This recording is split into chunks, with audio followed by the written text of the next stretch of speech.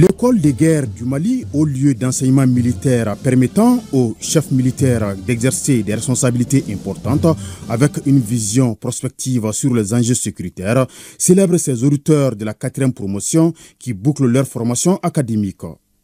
Pendant 11 mois, 25 officiers, 5 du Burkina Faso, 5 du Niger et 15 du Mali, dont un personnel féminin, se sont soumis à l'exigeant programme combinant enseignement académique et opérationnel, travaux interministériels et exercices de planification basés sur des scénarios.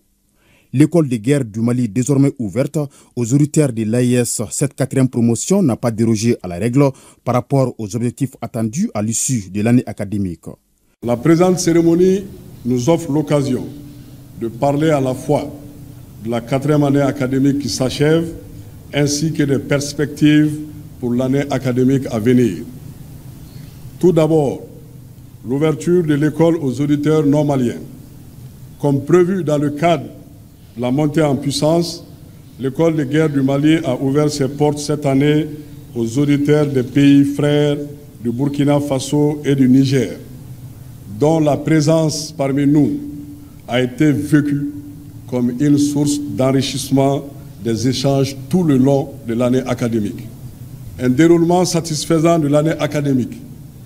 Pendant 11 mois, les 25 auditeurs de la promotion AES ont suivi un enseignement visant à faire d'eux des chefs militaires immédiatement capables d'exercer des responsabilités de haut niveau. Aujourd'hui, nous nous réjouissons d'un bilan globalement satisfaisant, avec notamment un taux d'exécution des activités académiques à 100%. Former des chefs militaires capables de penser, de déterminer des stratégies de guerre et de mener des opérations est plus que jamais nécessaire de nos jours au regard de la complexité de l'environnement.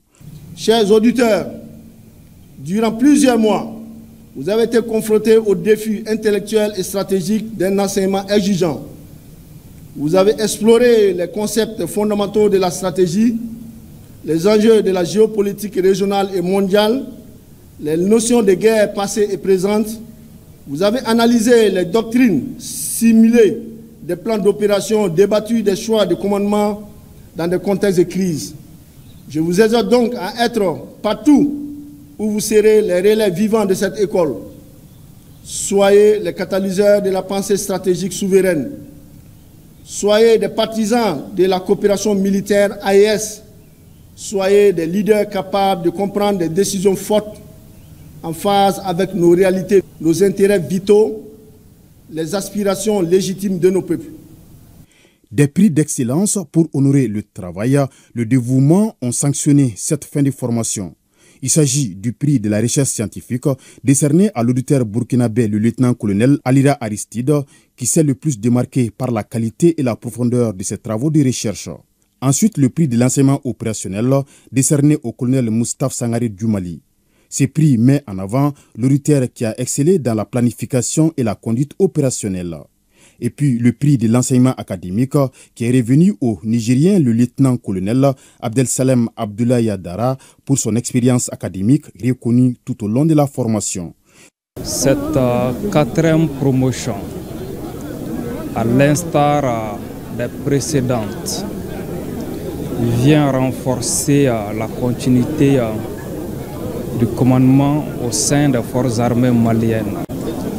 Sur instruction de son Excellence, le général d'armée Assimi Goïta, président de la transition, chef de l'État, président de la Confédération AES, l'école a accueilli pour la première fois les auditeurs venant des pays frères du Burkina Faso et du Niger.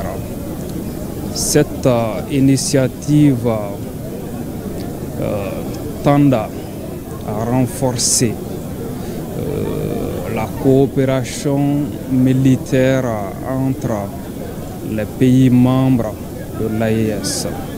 Permettez-moi de féliciter chaleureusement ces officiers pour leur engagement. Ils intègrent de nouvelles compétences. Je les exhorte à faire preuve de dignité, de loyauté, d'intégrité et de leadership. Avec désormais leur diplôme de brevet d'enseignement militaire supérieur de second degré ainsi que le diplôme de master, stratégie défense, sécurité et développement, une nouvelle page s'ouvre ainsi pour les auditeurs de la promotion AIS de l'école de guerre du Mali. C'est là pour la mise en œuvre efficace et efficiente des connaissances acquises au service des armées de l'espace confédéral.